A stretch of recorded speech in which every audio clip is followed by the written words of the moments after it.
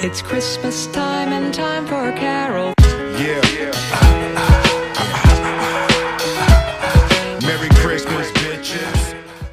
20 days later, and we're almost about done with this box of bourbon here from Drinks by the Dram. Yesterday I had the Eagle Rare 10 year from Buffalo Trace, so today I'm hoping for something really, really good. I'm not feeling very patient. You know, I've got a lot of Christmas shopping to do still, and I've only got a few more days to do it, so I'm not going to waste any more of your time or my time, and I'm just going to break into this box and reveal what's next. Day number 20. Let's see. It's there it is. Got the bourbon. John E. Fitzgerald's Larceny, Kentucky Straight Bourbon Whiskey, very special small batch. So those of you who have never had Larceny before, it kind of came on the scene recently. I would say in the last decade it started to gain a lot of momentum. It's got a really cool bottle, looks good behind like the shelf of a speakeasy, which is actually the first time I ever had it was in a speakeasy living down in Georgia. And it's a nice balanced, easy drinking bourbon.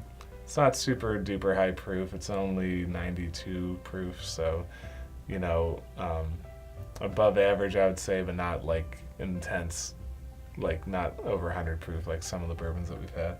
So Larceny is a small batch product from Heaven Hill. Basically that means that they use 100 or less barrels every time that they produce this one.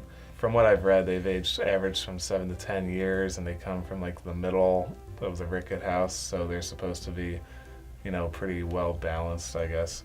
I haven't had it in a couple of years, so I'm actually kind of looking forward to trying this out and kind of giving you a more honest review, because every time I've had it, it was just while I was out. I haven't really taken the time to, like, you know, really enjoy it and give it any kind of criticism or analysis beyond just enjoying it at a bar somewhere. So it's gonna be fun for all of us, huh? I guess I might as well break it open, give it a try. Got a little bit of a hiss.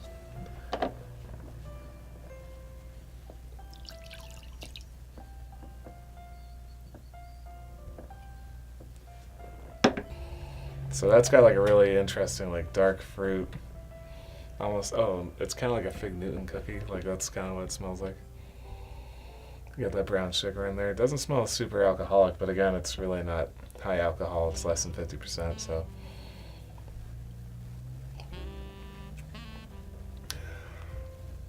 Oh yeah, super duper smooth. Like I'm not even getting any burn off of it. It maintains that kind of raisiny, nougat-like flavor as you drink it too. Yeah, I don't remember it being like that, but that's really good. I'd like to kind of try this out with a cocktail sometime. You know, something real simple, but maybe that would like take advantage of those natural kind of fruity flavors.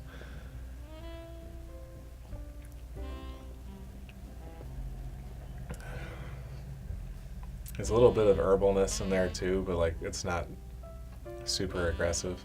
It's more on the back end of your tongue. And if you swish it around, you do get a little bit of a burn from it, but drinking just normally, you really don't. So, hey, if you're looking for a unique flavored bourbon that doesn't burn a whole lot on the way down, maybe you should check this guy out. So it is named for John E. Fitzgerald, who was actually a member of the Pappy Van Winkle family at one point, and was supposedly a pretty interesting character. So I guess the reason why they called it Larceny and they used the key as like the design scheme is because he was one of the few members of the family that carried keys to the storage houses where they stored all the barrels of bourbon during the aging process. So I guess he was a trusted member of the family, you might say. But I wonder if there's more history there, because with a name like Larceny, it's almost like maybe he like stole a couple barrels at some point, but I don't really know. Maybe I'll have to do a little bit more research down the line. So I'm probably gonna end up grabbing a bottle of this for my collection because this is really good.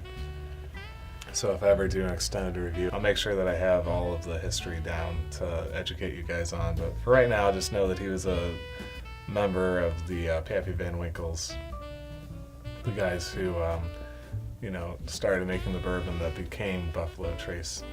So, technically a Heaven Hill product, but also based on a Buffalo Trace product. So, hey. Yet again, they've infiltrated the market even more so. Well, anyway, that concludes day number 20. We've got only 4 days left of this review series, so the last 2 bourbons have been really good, and I'm kind of pumped to see what the next 4 are going to be. If you stay tuned and follow the series and join me back tomorrow while I reveal day number 21. Tomorrow's the beginning of the weekend before Christmas, so make sure you get all your holiday shopping done before it gets too crazy out there. And if you see a bottle of this, which is reasonably uncommon, at least up where I live, consider picking one up because I think that you won't be sorry after you do. So that concludes day number 20. I'll see you guys again tomorrow. Enjoy the rest of your nights. So long.